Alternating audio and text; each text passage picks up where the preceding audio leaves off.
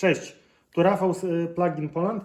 Dzisiaj chciałem omówić ładowarkę NOARK, którą kupiłem i używam już 2 lata, więc recenzja będzie też z tego, jak idzie używanie jej od 2 lat. Więc jest to wersja 32A, czyli 22 kW. Jest zarobiona oryginalnie z wtyczką gotową do podłączenia.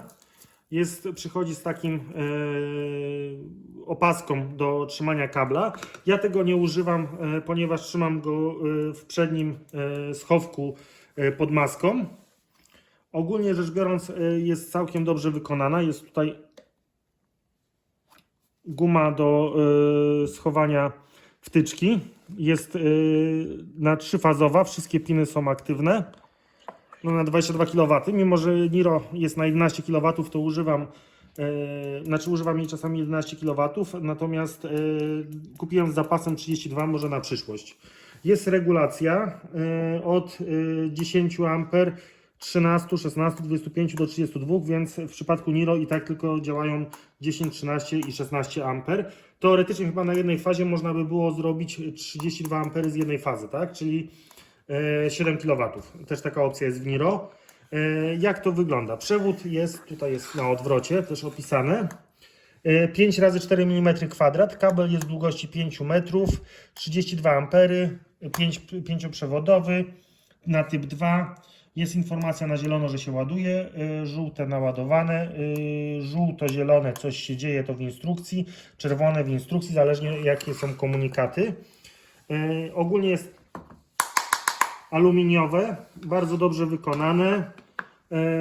Jest lampka odnośnie statusu też, tutaj się zapalają kolejne niebieskie, to pokażę na końcu, kiedy pójdę ją podłączyć.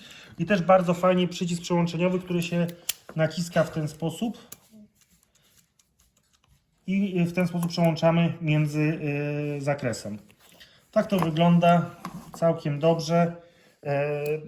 Ja jestem zadowolony. Po 2 latach zero problemu. Staram się ją w miarę luźno zwijać, żeby nie było mocno zagięte. Przychodzi wraz z instrukcją, którą tutaj przebitkę zrobię za chwilę.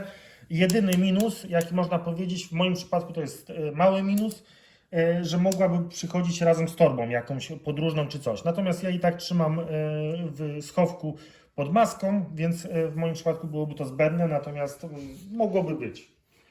Jeżeli chodzi o instrukcję, to jest dość krótka i rzeczowa. Z istotnych rzeczy to chyba dotyczy wszystkich ładowarek. Jeżeli rozłączamy w trakcie ładowania, to najpierw wyłączyć wtyczkę od samochodu, a dopiero później z gniazda 32 A. No i co więcej, z istotnych rzeczy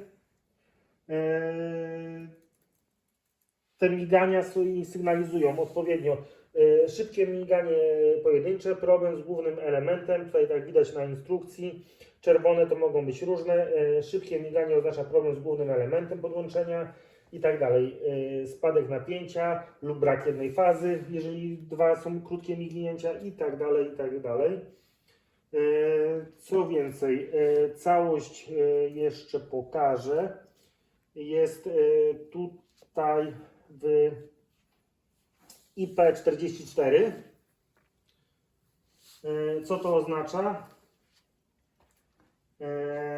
4 oznacza ochronę, pierwsza czwórka ochronę przed obiektami większymi niż 1 mm. Natomiast druga cyfra, znowu 4, oznacza ochronę przed wodą bryzgającą ze wszystkich kierunków.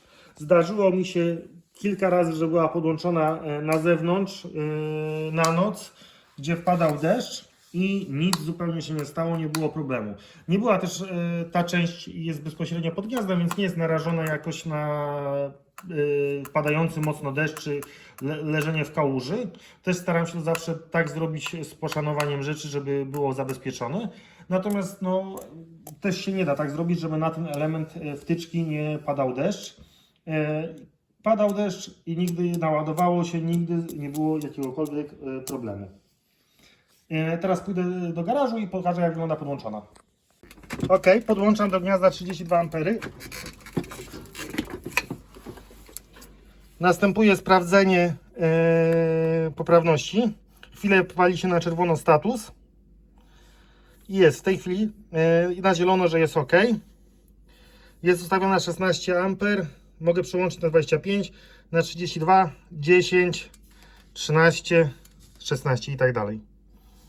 Wtyczka pasuje sztywno, dobrze, nie ma nic do zarzucenia. Dziękuję, ja osobiście polecam, zapraszam do subskrypcji i kciuk w górę. Hej!